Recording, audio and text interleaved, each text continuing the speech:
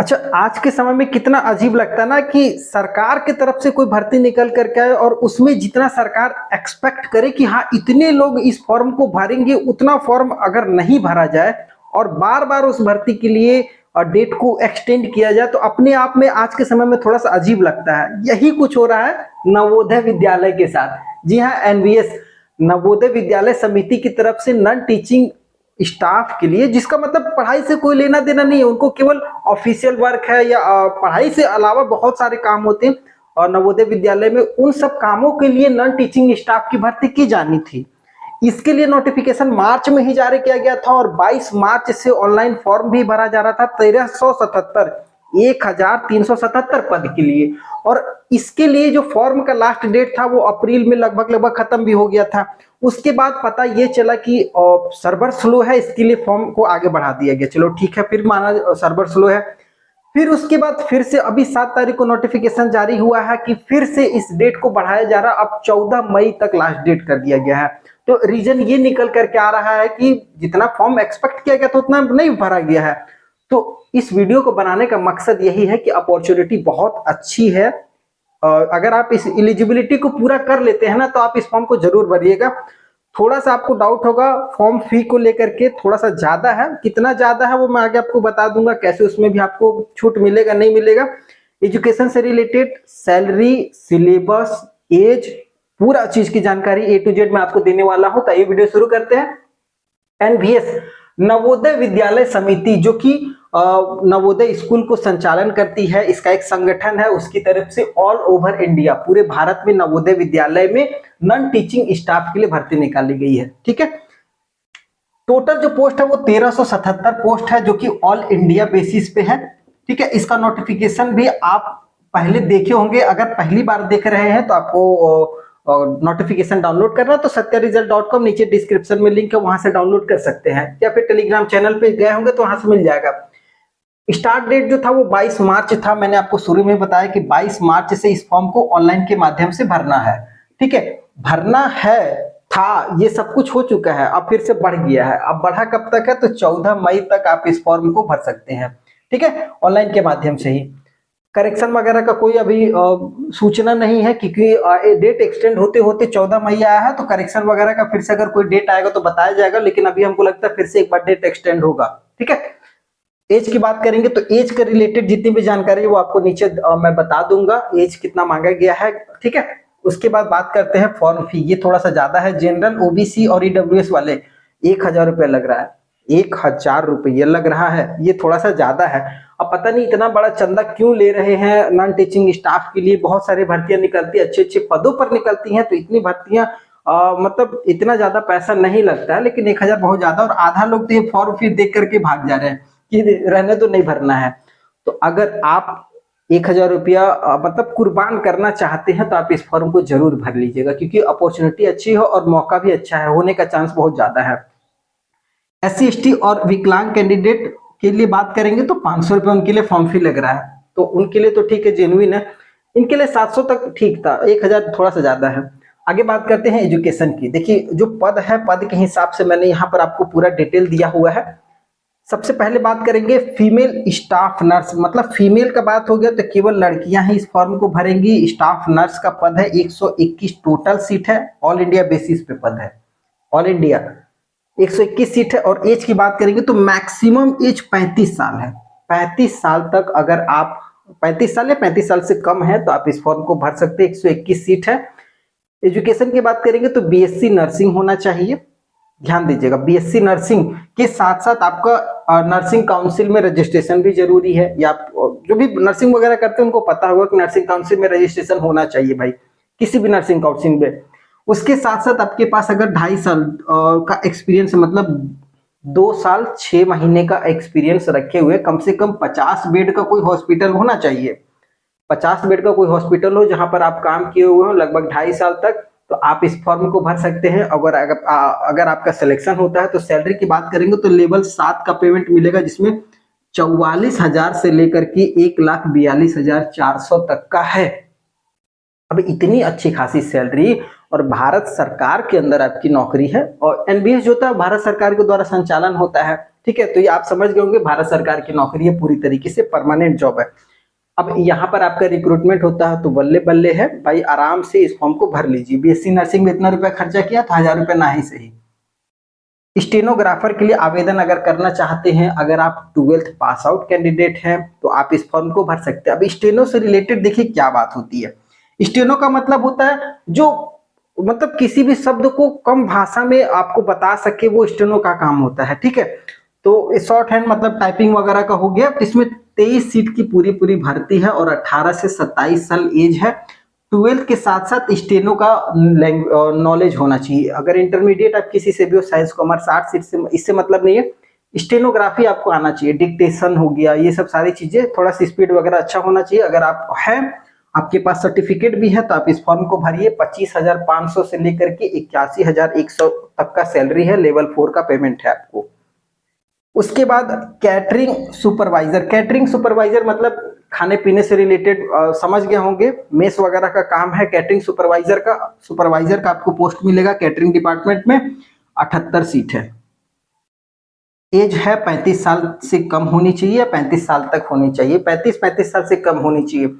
Education hotel management, अगर आपने hotel management वगैरह किया हुआ है, और देखिए होटल मैनेजमेंट का कोई भी कोर्स करता है तो अच्छे बड़े रेपुटेशन होटल वगैरह में उनकी नौकरी लग जाती है। और अगर बाई चांस आपकी किस्मत खराब है और आप नहीं मिली है नौकरी, या फिर आप अपने प्राइवेट जॉब में भी संतुष्ट नहीं है, तो आप इसमें जा सकते हैं। होटल मैनेजमेंट का अगर आपने कोर्स किया हुआ और 35 साल तक अगर आपकी एज नहीं हुई है तो आप इस फॉर्म को भरिए। सैलरी आपके लिए भी यही रहेगी, लेवल 4 का पेमेंट मिलेगा, जो कि स्टेनोग्राफर को मिल रहा है। समझ में आ गया। उसके बाद जूनियर सेक्रेटरिएट असिस्टेंट, जिसको हम लोग JSA, ये अपने अपना बहुत फेमस पोस्ट हो गया है क्योंकि इसमें सीट बहुत ज्यादा है। 381 पद पे भर्ती निकल करके आई और इसका पूरे ऑल ओवर इंडिया में हल्ला है कि JSA क्या है। जूनियर सेक्रेटरिएट असिस्टेंट, 18 से 27 साल एज मांगा गया है और 12th के साथ साथ टाइपिंग होना चाहिए। 381 पद है। 12th में पास आउट है और उसके साथ साथ अगर आपकी टाइपिंग है, इंग्लिश में 30 वर्ड पर मिनट हो गया, और ठीक है, इंग्लिश में 30 वर्ड पर मिनट और हिंदी में हो गया 25 वर्ड पर मिनट। अगर दोनों है तो अति उत्तम है। इतना तो जेन्युइन भाई टाइपिंग मांगा गया है, तो उसके लिए थोड़ा सा आज से तैयारी चालू कर दीजिए और एग्जाम होते होते सब कुछ क्लियर कर लेगा, क्योंकि स्किल टेस्ट में ये आपका पूछा जाएगा। तो स्किल टेस्ट तक तो आप उस्ताद बन ही जाइएगा, क्योंकि एग्जाम होने में भी बहुत समय है, ठीक है। और सैलरी की बात करेंगे तो 19,900 से लेकर के 63,200 लेवल 2 का पेमेंट है, तो अच्छा खासा पेमेंट भी है। उसके बाद बात करते हैं इलेक्ट्रीशियन प्लम्बर की। प्लम्बर वाले आवेदन कर सकते हैं। इलेक्ट्रीशियन में अगर आपने प्लम्बरिंग का ITI वगैरह का कोर्स किया हुआ तो 128 पद आपके लिए भी है। देखिए ITI वगैरह किए हो तो इतना रुपया खर्चा किए हुए, तो थोड़ा सा एक बार 1000 रुपये का चांस लीजिए। अगर कैटेगरी में है तो 500 रुपये का चांस लीजिए, एग्जाम दीजिए यार, बहुत कुछ नॉलेज होता है, ठीक है। 18 से 40 साल तक की एज है। अब जिनकी एज बहुत सारे जॉब के लिए निकल चुकी है ना ITI करने के बाद, तो आप इस फॉर्म को जरूर भर लीजिएगा, क्योंकि देखिए सरकार की तरफ से जेन्युइनली 28-30 साल तक नौकरी मिलती है, लेकिन 40 साल तक नहीं मिलती, और यहाँ पर 40 साल तक नौकरी मिल रही है। उसके साथ साथ एज में छूट भी है। SC ST को 5 साल की छूट है और OBC को 3 साल की छूट है, ठीक है। तो ये भी ध्यान दीजिएगा। तो मतलब अगर आप मान लीजिए रिजर्व कैटेगरी में है, OBC में है, तो 18 से 43 साल हो जाएगी। SC ST में तो 18 से 45 साल तक। अब इससे ज्यादा क्या मिलेगा एज में छूट, ठीक है। तो 18 से 40 साल। एजुकेशन ITI इन इलेक्ट्रीशियन या वायरमैन, अगर आपने ITI, एक होता है 10th के बाद और एक होता है क्लास 8 के बाद, तो यहाँ पर 10th के बाद वाले वही भरेंगे। 10th के बाद अगर आपने ITI इलेक्ट्रीशियन से या फिर वायरमैन से किया हुआ प्लस 2 साल का एक्सपीरियंस है, तो आप इस फॉर्म को भर सकते हैं। अब एक्सपीरियंस में कहिएगा अप्रेंटिसशिप वगैरह किए हुए तो भी मान्य है यार। 1 साल का अप्रेंटिसशिप किए होंगे, 1 साल कहीं किसी कंपनी में काम किए होंगे, तो फॉर्म को भरिए, आप एलिजिबल हैं। सैलरी वही रहेगी 19,900 से लेकर के 63,200 लेवल 2 का पेमेंट आपके लिए है। उसके बाद इंपॉर्टेंट हो जाता है लैब अटेंडेंट 161। यहाँ पर बहुत सारे पदों पर भर्ती निकाली गई थी, लेकिन मैं आपके लिए वही पद छाट के लेके आया हूँ जिसमें सभी कोई फॉर्म भर सकते हैं, और हर एजुकेशन के हिसाब से मैंने यहाँ पर लिखा हुआ है। लैब अटेंडेंट के लिए 161 पद है, सीट भी ज्यादा है, और 18 से 30 साल का एज भी मांगा गया है। इसमें एजुकेशन जो है वो 10th के साथ साथ आपका डिप्लोमा होना चाहिए। LT लैब टेक्नीशियन का अगर आपने डिप्लोमा का कोर्स किया हुआ है तो आप इस फॉर्म को भर सकते हैं 10th के बाद। और अगर मान लीजिए 10th के बाद आपने एलटी का कोर्स नहीं किया हुआ, तो अगर आपने इंटरमीडिएट साइंस से किया हुआ है तो भी आप इस फॉर्म को भर सकते हैं। ठीक है, तो 12th साइंस से किए हुए हैं और इतना अच्छा अपॉर्चुनिटी 161 सीट पे 12th पे तो पहली बार भर्ती कम ही आती है, तो अगर आई हुई है तो इसको फायदा उठाइए। 18,000 से लेकर के 56,900 तक का सैलरी है, लेवल 1 का पेमेंट है।